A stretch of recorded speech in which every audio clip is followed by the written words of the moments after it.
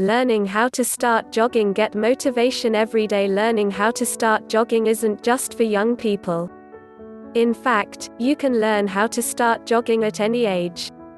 It just takes time, commitment to a running program, the right pair of running shoes, and patience. Follow our running tips to get you started, no matter your age. Preparing for your first run. If you're a beginner runner, you might expect to hit the road right away. But let's get prepared with a running plan first. Your goal might be weight loss or to train for a half marathon, but you need to invest in the right equipment first. Visit your local running store and have an expert help you find the right pair of shoes. They should have you try several pairs and watch you run in them. Go with what feels comfortable. Next, pick out a couple of running outfits depending on the weather. You'll need a few good pairs of quality running socks, running shorts or pants, and comfortable t-shirts or long-sleeve pullovers. For the ladies, invest in a quality sports bra or two that gives you plenty of support. Running is a high-impact sport. It's a good idea to layer your clothes, especially if you're running in colder weather.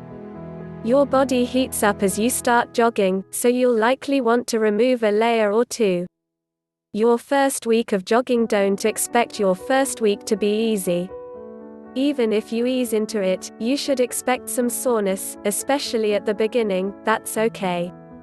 When you're learning how to start jogging, limit soreness and make the first week bearable while limiting your risk of injury. Consider the following running tips. Start with a brisk walk for a few minutes to get your legs warmed up and heart rate up a bit. Once you feel ready, jog at an easy pace for 2 to 3 minutes. Depending on your fitness level, you may be able to handle more or less. If you feel winded after 1 minute, feel free to stop and take a walk break. After your first 1 to 3 minute stretch of jogging, walk for 1 to 2 minutes. Repeat for up to 20 to 30 minutes, depending on how you feel. Cool down with a 5-minute walk each week. You should be able to add on a minute to your jogging periods while decreasing your walk-rest time. By the time you get 4 to 5 weeks into jogging, you may be able to eliminate the walking completely. Consider following our training plan for beginners. Discover your motivation. Every runner has different things that motivate them to train on a regular basis. Some people like to training with upbeat music and create motivating playlists for each run. Some people like to travel to scenic trails and enjoy running inspired by beautiful nature as a backdrop. Many runners find it helpful to run with other beginner joggers who are also just getting started. Perhaps you have a friend at work who has expressed a desire to start jogging.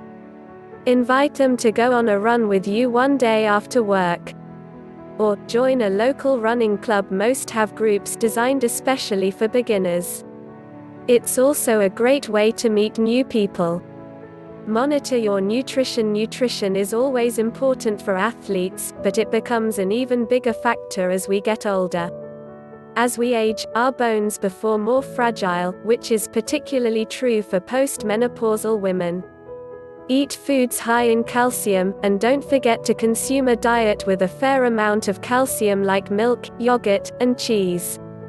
It's also a good idea to let your doctor know you've taken up jogging and get regular bone density screenings. Food is the fuel that helps you get the most out of each run, so make sure you're eating a balanced diet. This doesn't mean you can't indulge in a bowl of ice cream or a bacon cheeseburger now and then, but it should be the exception rather than the rule. Focus on lean meats, green, leafy vegetables, fruits, and healthy fats like olive oil, nuts, and avocados. Pro tip: proper nutrition can be immensely helpful in recovering after a workout. For example, the potassium in bananas helps curb muscle cramps. Furthermore, protein and good carbs help promote muscle recovery. One of my favorite things to eat after a good run is a homemade protein shake with plant-based protein powder, ice, frozen spinach, almond milk, and just a bit of steel-cut oatmeal. Throw it in the blender and you have a delicious, healthy, post-run snack.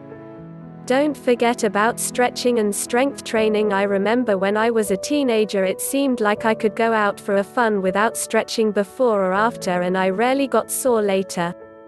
However, as our bodies age, we require a stretching routine that keeps our muscles limber and helps us prevent injury. It's also important to keep your muscles strong for every run by building them up with simple strength training exercises. You don't have to spend a lot of time on strength training or even lift heavy weights, just incorporate a few of these exercises before, after, or in the middle of a jog to keep your muscles ready for each run. Finally, don't feel like you have to go for a jog every day, especially in the beginning. You need to give your body time to adapt to the pounding your legs and entire body take when you run. You can supplement your off days with lower intensity workouts like yoga, Pilates, swimming, cycling, or training on an elliptical machine. Don't forget to check out our article on the benefits of yoga for runners. Are you ready to embark on your journey to better health and fitness with jogging? We are here to help. Download our new mobile app full of tips, videos, training advice, and motivation to get you started. Don't forget to check out our broad range of training programs to help you reach your running and fitness goals, too.